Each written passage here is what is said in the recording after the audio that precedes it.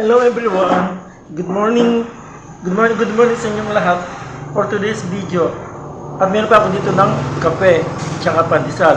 Sa totoo lang, di ako uminom ng kape tsaka di ako kumain ng pandesal. Pero ang dami po nagre-request. Sige, subukan ko.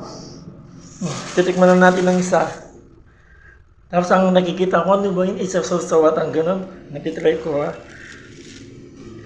Hindi ko na talaga kaya. Parang maasim siya, maalat-alat.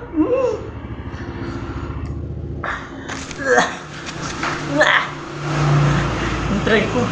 Pero parang hindi ko na kaya. Ano ba yung mga basic? Sausa ko daw ulit.